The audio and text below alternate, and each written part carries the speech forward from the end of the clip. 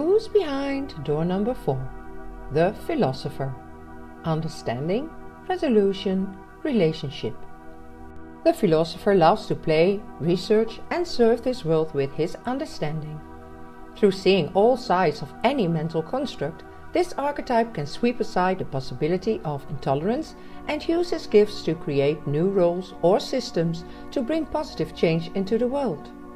The Philosopher comes up with answers to the questions the detective, the 63 archetype, raises. He loves testing out and verifying concepts and patterns. Even when he gets to an answer, the inquiry continues. The solutions he comes up with are often merely possibilities that can be proven over time. The Philosopher learned to not take his mind too seriously. He is not overly fixated about the worth of solutions. He knows that happiness and peacefulness never come through answers. These qualities bloom only when we are so tired of answers we just decide to live the question fully. The Philosopher finds the most important answers in his own heart. This is also what connects him to the mystery school and initiation of the 7 sacred seals, where the city of forgiveness codes for the 5th seal. The 5th seal heals the 5th line core wound of guilt. The 5th line filters the wound through the theme of power. It creates complexity and doesn't allow people to have peaceful relationships. People with this core wound feel an enormous pressure from others to be a certain way. Whether they compromise their own truth to be someone they are not, or whether they react by being the opposite, they end up feeling like victims. This creates dynamics of resentment and power struggles through which the 5th line manipulates others through guilt, often without even realizing it. The Philosopher knows that all humans are driven by unconscious core wound patterns and that we can't work out our relationship at a mental level. He role models how to leave room for vulnerability, forgiveness and letting go. As we learn to forgive others, we are really forgiving aspects of our greater self. When we stop holding onto guilt and resentment, there is suddenly room for love and joy. In the old I Ching, we call this archetype the youthful folly. Much like the inventor, the 24th archetype, the Philosopher has gone beyond the mind's limitation by understanding existence through the totality of who he is, including his body, emotions and senses. True understanding is of the whole being and lies outside of the domain of the brain. Together with the water goddess, the 29th archetype, the playmate, the 59th archetype, and the president, the 7th archetype, the Philosopher is here to change the way people relate to each other, bringing in more devotion, intimacy, transparency, guidance, understanding and forgiveness into all relationships. The Philosopher has an intimate relationship with the more emotional revolutionary, the 49th archetype.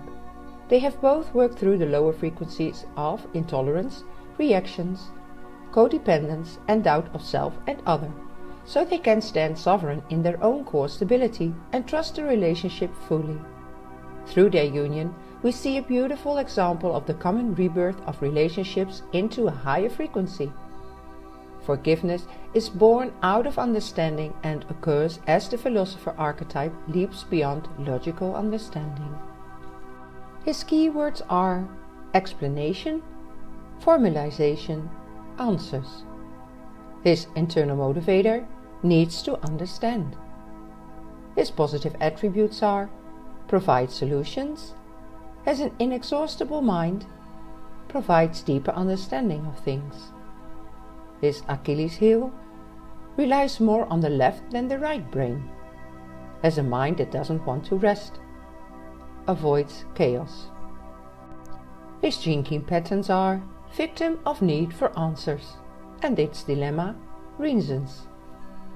When he is in his repressive nature, he is apathetic. An apathetic mind is a collapsed mind that is no longer bright or intelligent, but has given up on understanding anything and sunk into a kind of mental lethargy. You believe you are less intelligent than others, when in fact you are really paralyzed by an unconscious fear. Your fear is that they will have to assume responsibility for yourself, your decision and your actions. Instead, you choose to have no opinions about anything. You can pretend to be quite enlightened and very open, but there is a vital energy lacking inside them. Thus, you can have problems in motivation as well as with your health.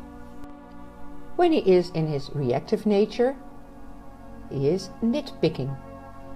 Thinking rules your life.